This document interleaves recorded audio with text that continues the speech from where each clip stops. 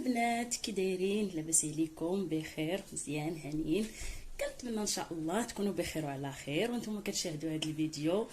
كما كتشوفوا البنات ونعاود رجعت لكم ان شاء الله هذه المره بطاجين جديد، كنتمنى يعجبكم. وغادي نقدموا لكم اليوم بطريقتي انا، مع ان كل واحد كيقدم اي حاجه كيبغي بطريقته هو، وانا بغيت نقدم لكم هذا الطاجين بطريقتي انا كخديجه. كنحتاجوا لهذا الطاجين عندنا هنا الحيمات. بالنسبه للحمه البنات ما تقولوش ليا بالضبط شحال درتي، حيت بالنسبه لي انا كندير على حساب الافراد الاسره ديالي. انا بالنسبه ليا غندير طاجين ديال جوج الناس. عندنا اللحم، كنحتاجوا ليه العطريه بطبيعه الحال.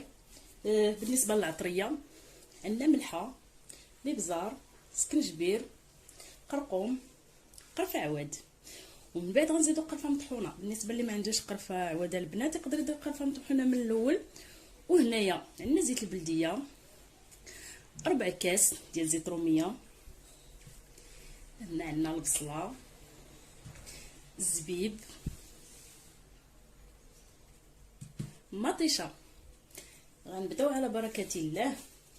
غادي نقطعوا من هاد البصله البنات، غادي نديرو في الاول غير بصيله وحده. انا غنقطع هاد البصله هادي باش نشحر بها الطاجين. انا نرجع لكم البنات من بعد ما نقطع البصله. وهنايا البنات من بعد ما قطعت البصله دابا غادي نزيد العطريه. غندير عويضات القرفه، غنزيد قرقوم، سكنجبير، الابزار والملحه.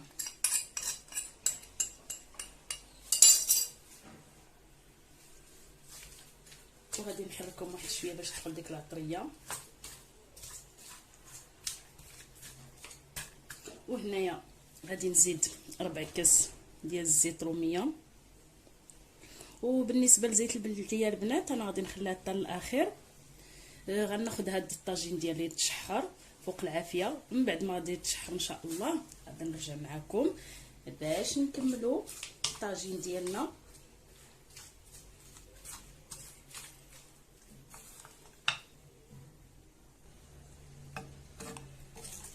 كما كتشوفوا البنات انا غادي ندير الطاجين ديالي فوق العافيه باش يتشحر.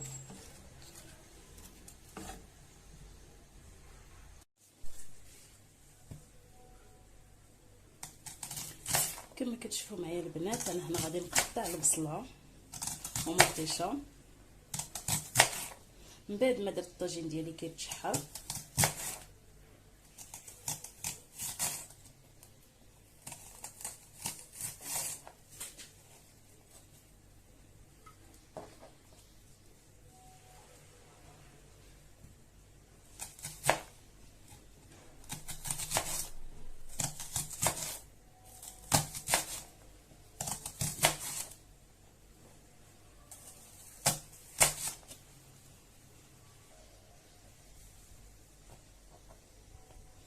وهنايا البنات كما كتشوفوا مطيشه تاعي كنقطعها.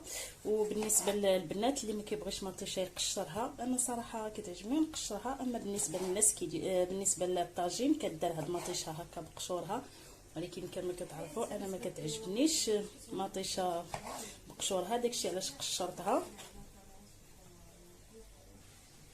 وهنايا البنات من بعد ما قطعت مطيشه والبصله انا غادي ندوز دابا باش نصايبها معكم في الطاجين باش تشوفوا الشكل ديالها كيفاش كيجي.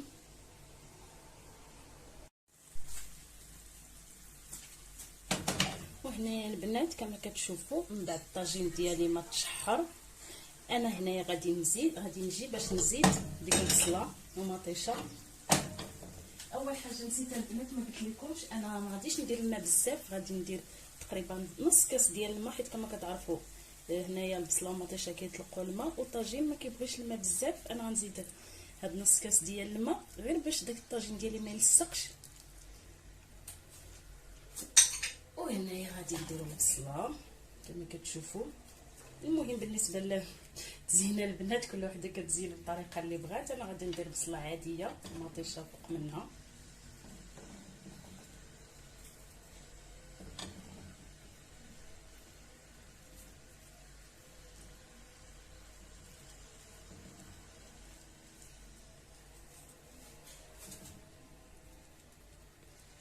من بعد ما درت ديك البصله انا غنزيد زيد مطيشه بهذا الشكل هذا.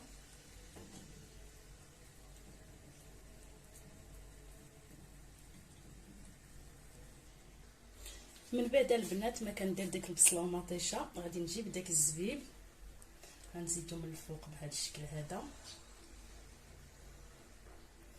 كما قلت لكم البنات هذا راه طاجين مغربي معروف، ولكن بالنسبه ليا انا غنقدمه لكم بالطريقه ديالي، يعني كل واحد كما قلت لكم في الاول كيدير الطاجين بالطريقه اللي كتعجبو. انا هاد الطريقه هذه كتعجبني، داكشي علاش قررت نشاركو معكم اليوم.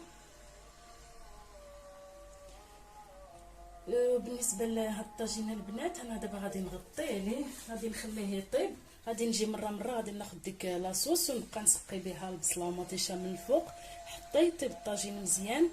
ومن بعد عاد غادي نجي نزيدو القرفه غبره بحال هكا. وبالنسبه اللي كيبغي الحلاوه شويه ديال سنيده.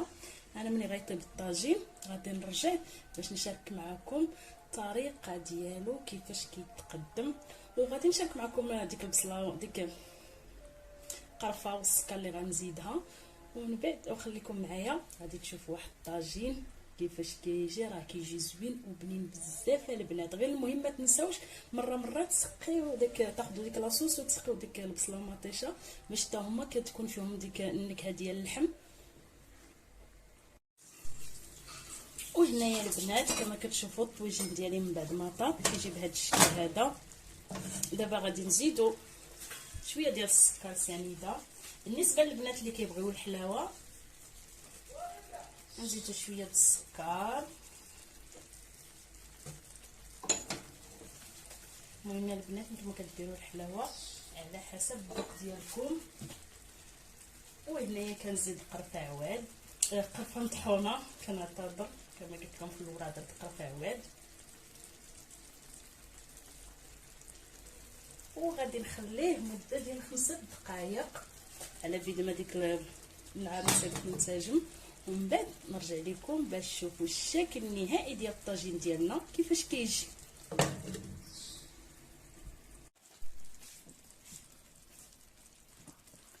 وهنايا البنات كما كتشوفوا الطاجين ديالي من بعد ما وجد كيجي بهذا الشكل هذا، كيجي معسل، كيجي لذيذ بزاف.